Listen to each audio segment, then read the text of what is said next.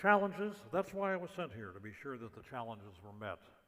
But it has not been the most enviable of assignments. But Tiberius was wise to send me here because he knows that I brook no rebellion, that when I'm in charge, I am in charge. So I've been here 10 miserable years. Well, sir, if you don't mind my asking, there was this incident in 31, the trial of Jesus of Nazareth. That always comes up. I don't understand why this Jesus of Nazareth is so important to so many people. He and his people were troublemakers. They were just troublemakers. I mean, he's talking about a kingdom. Well, there's only one king and there's only one kingdom. The king is Caesar. The kingdom is Rome. And he and his followers and the Jewish leaders, they got into continual spats and arguments, and I don't see why he's so important. I can't even abide the name.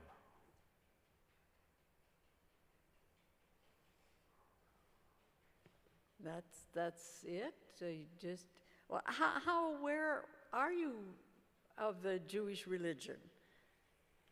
Well, I'm aware enough to know that they want to see a Messiah, a deliverer. They want to be delivered from me, thank you, and from Rome. And yes, I'm aware they say one thing and they do another. They talk about holiness and they live an unholy life. They talk about God and they live as if there is no God. They talk about honor and then they dishonor. So I know enough about them to know that I want nothing to do with them. And this Jesus was right in the middle of the spats between the people and the leadership and with Rome. So yes, I understand something about them, enough to know that I want nothing to do with them. I'm glad to be going back to Rome. When did you actually see Jesus? Well, I heard of him long before I saw him. I heard insane things. I heard that he fed 15,000 people with just a few loaves and some small fish. I mean, that's preposterous. I heard that he walked on water. Whoever heard of such a thing? I heard fantastic stories. It's almost as though he's a myth. So I'd heard of him, and I didn't see him until it was early Friday morning. And his own people brought him to me to be judged. You see, they didn't like him any better than I did. But I was eager to see him because I'd heard all these things about him. And yes, they brought him to be judged for his misdeeds. So what was your first impression when you saw him? He was pretty badly beaten, but he seemed like a mere man. He didn't seem like a god to me. We Romans have gods that are true gods. They're a presence, and he was just a man. He seemed to have some dignity about him, but very little. His own people turned him in. We didn't go after him. So the first time I saw him was that Friday morning. They had taken him prisoner in some garden someplace, I don't know where. Doesn't really matter. So did you think he was guilty of the accusations against him? Do you remember what the accusations were? What was the first accusation? He's an evildoer. That's not an accusation. That's just a mere statement. So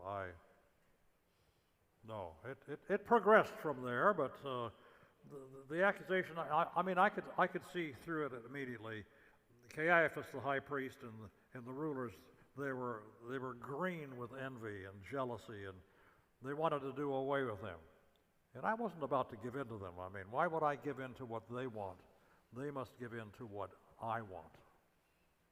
So then, if you don't mind, please explain to me, why wasn't he released when you declared he wasn't guilty?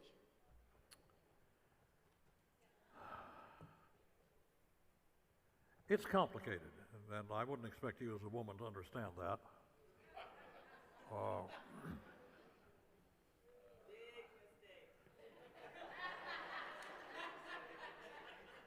I mean, it's ruling these people, it's obstreperous. It's like trying to herd cats. Um, and so, yes, I thought about releasing him just to antagonize the Jewish leadership. But things progressed to a place where I had to try to reach some kind of compromise and ultimately had to make a decision that I didn't particularly care to make, but sometimes you have to do what you have to do. So even though you yourself said that he was not guilty. Guilty, not guilty, I mean, sometimes you have to make a hard decision. They were threatening me. It's not just about him. They were threatening me. How was that? Well, they said, if you don't let this man go, he's no friend. You're no friend of Caesar. Oh. Well, that's an insult. You see, friend of Caesar isn't somebody that says, oh, hi, Caesar, great salad you made. No. Friend of Caesar is somebody that's nobody. He's dirt. And Caesar picks him up out of the trash and gives him clothing and money and food and position. You see, they were mocking me. They were saying, essentially, you'd be nobody if it weren't for your wife who's related to Caesar. You're no friend of Caesar. So, with that in mind, why the whippings? Oh, well. You know, the whippings, they soften people up. They get people to say what you want them to say and do what you want them to do. And also, if it was blood they wanted, then give them some blood. Maybe that would have been enough. That's what I'd hoped. So how many whippings were there altogether? Well, there were two. We whipped him first just to get him to cooperate with us, see if he would say anything to us, to torture him, and then before the crucifixion, standard procedure is you whip someone. So he was whipped twice. Now, we're told that there was something about your wife sent you a note concerning him. How did your wife know? Claudia knows better than to interrupt an official process. So when she sent a note to me, I knew it had to be absolutely important to her. Yes. And she said that she'd had a dream that night. You see, we Romans believe that there are omens from the gods, that the gods communicate with us. You see, if there are gods, they will communicate with men because they want us to know their will. So there are omens, birds in the sky, clouds, earthquakes, all kinds of things that are omens. And dreams are omens. Omens are the way that gods communicate. And she said to me, I've suffered much because of this man in a dream. That's the same as saying, the gods are talking to us. And she said, have nothing to do with this righteous man. Well, I mean, the process has already started. I mean, how can I just release him? But she was saying to us that the gods are talking, and, well, you see, I have on the bottom of my sandals a design. It's called a litus. That's the walking staff of a Roman omen interpreter. I believe in the Roman omens. I believe in the Roman gods. So when she said to me, don't have anything to do with this man. He's righteous. But sometimes, you know, your wife just has an opinion. You just do what you do. I know that you've had 3 coins minted while you have been here, and the litus was on one of them. Litus is on 2 coins. Oh, excuse me. The other coin is a simplum. That's a dipper for giving wine libation offerings to the Roman gods. You see, our gods, if you don't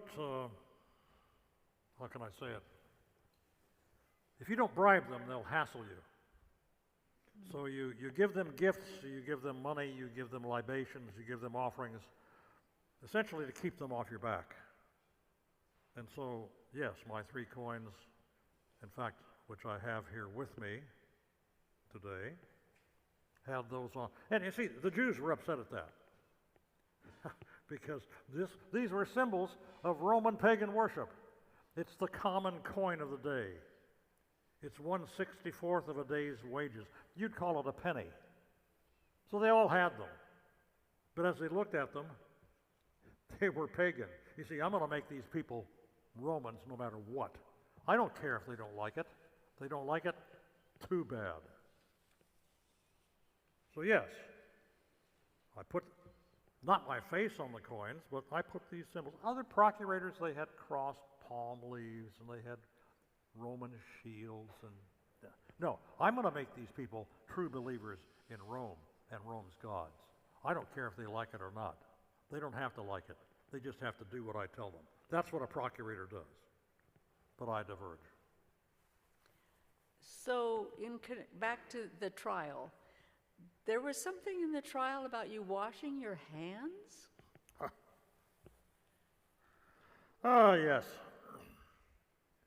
You see, what I was doing, I was mocking them. I was throwing their own words right back at them because in their book, what is it? In the Psalms, it says, I will wash my hands in innocence. I will not sit with the unrighteous. You see, I was taking their own words, their own scriptures, and rubbing their face in it. I'm saying, I am innocent. You're the ones who are guilty. Just to make them uncomfortable, just to make them squirm. I love it. How many people have you condemned to death? How many people have I condemned to death? Yes. You mean directly or indirectly?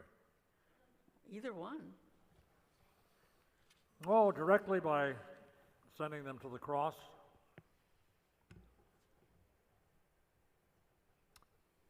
Maybe 4,000 or 5,000.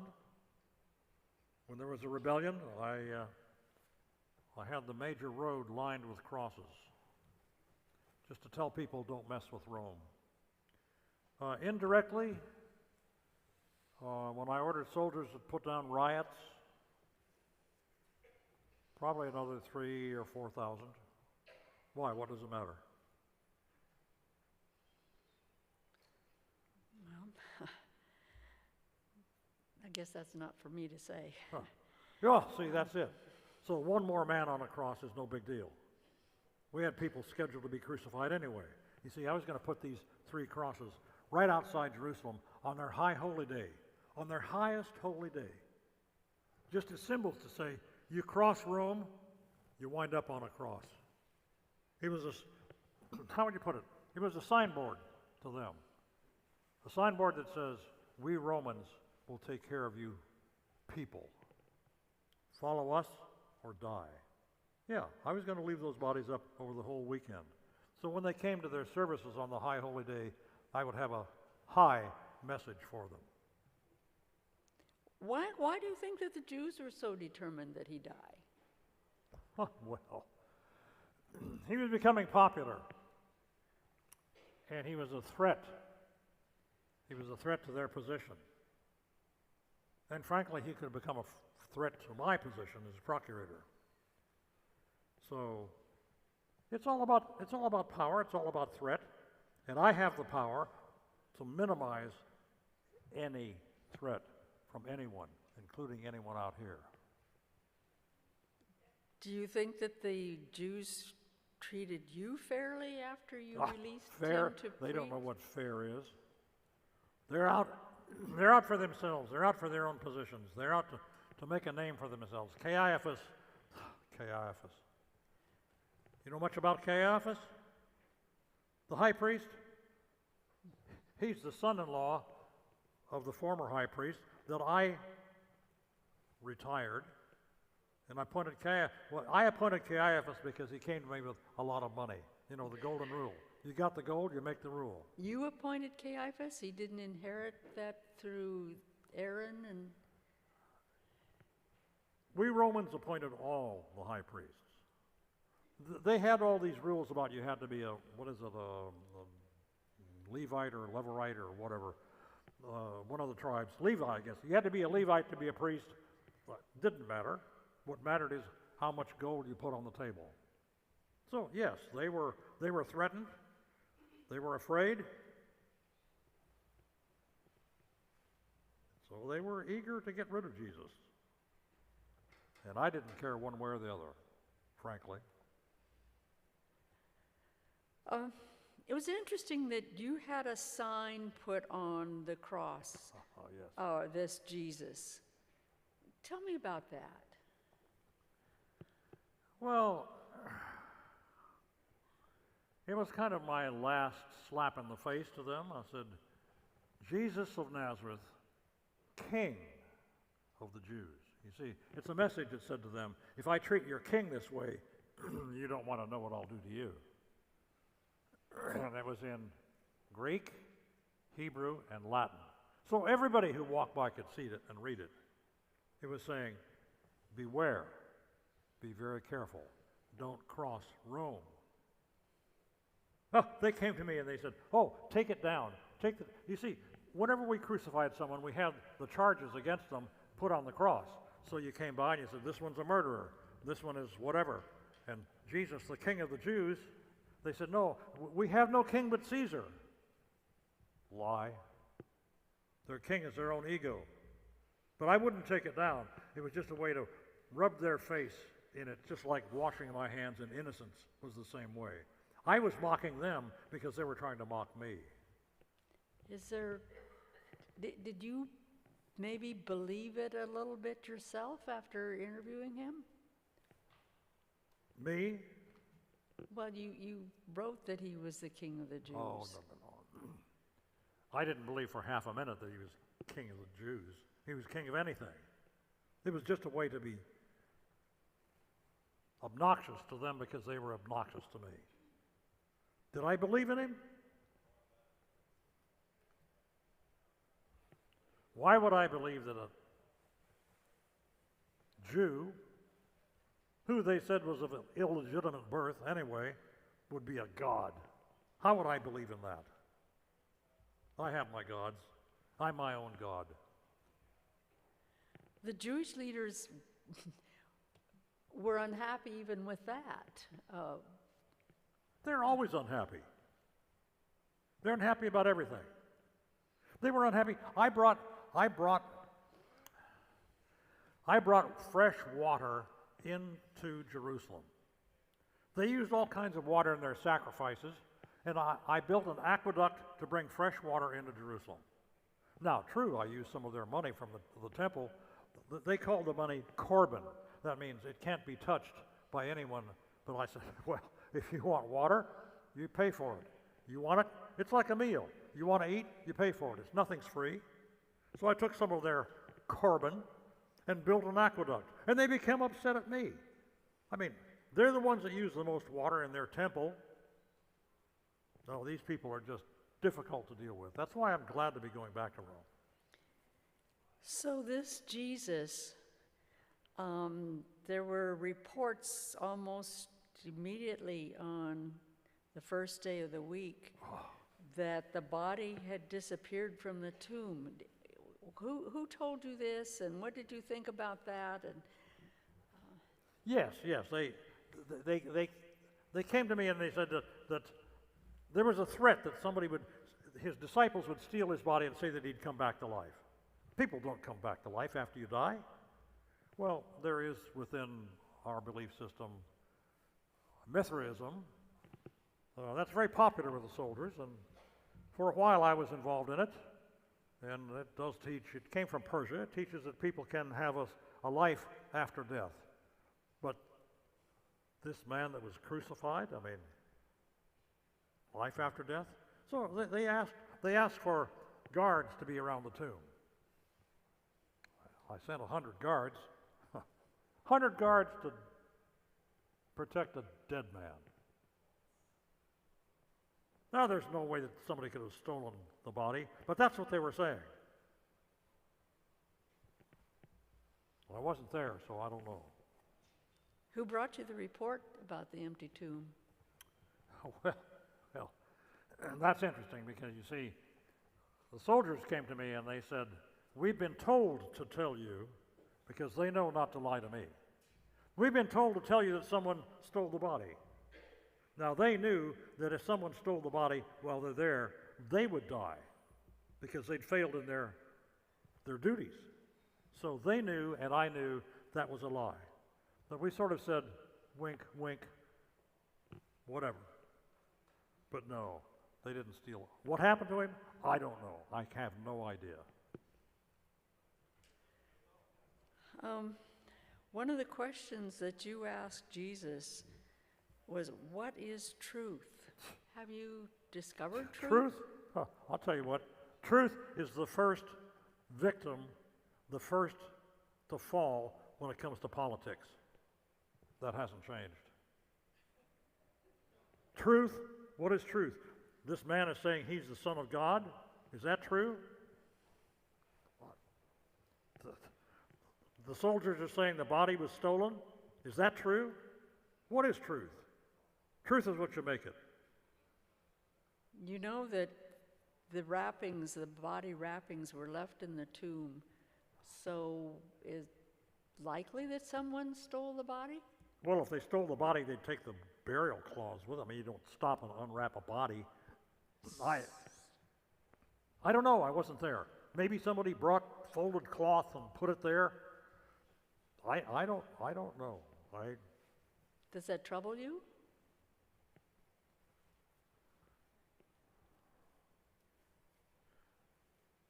No, I'm not troubled. I trouble people. They don't trouble me. Okay. One last question. Finally.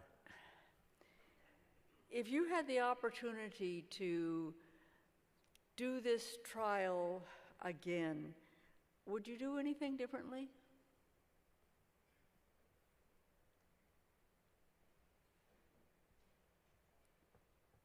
If I had to do it again, would I do anything differently? That's the wrong question. I did what I did. I don't have the opportunity to undo or redo. I guess the better question is, what are you going to do with Jesus? What are you going to do with him? That's the question. Maybe these people have any questions. I don't know. Would you like to ask if anyone has further question? It would be difficult for them to ask. These are sheep. They're not smart enough to ask a good question.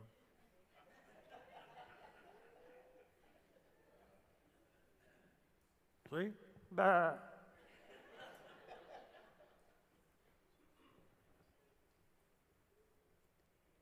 No, I did what I did. You say, what is truth?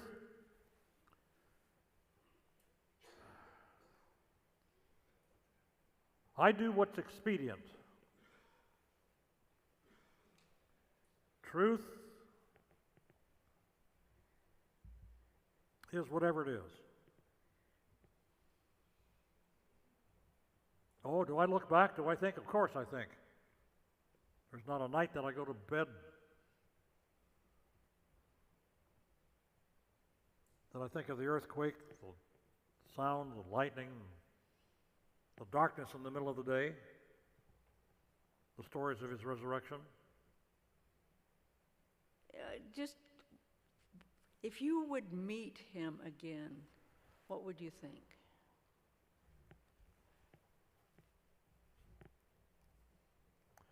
I would think that finally Caiaphas and I have something in common.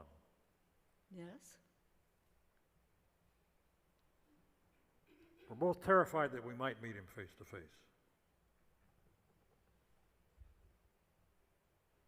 Would I do it differently? I don't know. You've got to make your choice. I made mine. I'm off to Rome and better things. Thank you for your time.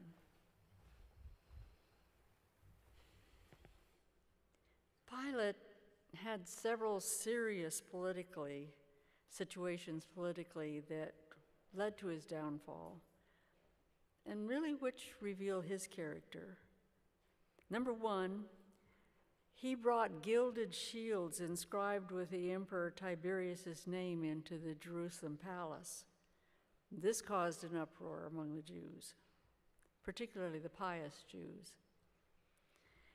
He also had troops come into Jerusalem bearing Roman standards with the emperor's image on the standards, thus creating the issue of no graven image understanding of the Jews. And as he mentioned, he used funds from the temple treasury to build an aqueduct for the city of Jerusalem. Some Galileans caused a disturbance in the temple precincts, and his soldiers cut the throats of those men and mingled their blood with their sacrifices. There was also a messianic pretender in Samaria who said he could produce sacred vessels hidden by Moses on Mount Gerizim to prove his messiahship. And a great riot ensued, and Pilate had many of the Samaritans killed. And this last incident led the Samaritans filing a complaint to Rome, which precipitated Pilate's being called to Rome to personally appear before Tiberius Caesar. But while Pilate was on his way to Rome, Tiberius died. And Pilate essentially disappeared. Various traditions have him committing suicide. Other traditions say that he died in exile in southern Gaul. The Ethiopian Orthodox Church maintains that both Pilate and his wife Claudia became Christians, and they have still a feast day in honor of them and their conversion on the 25th of June each year. But no historically accurate data exists as to his demise. He simply vanished from history.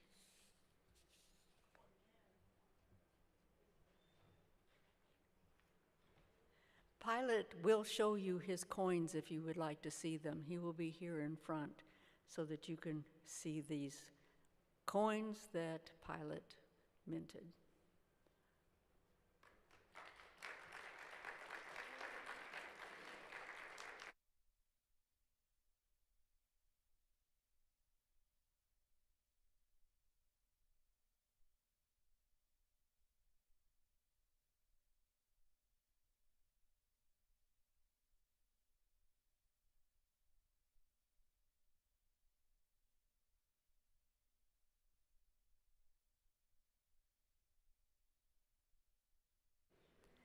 If you would bow your heads with me, we will have a closing prayer.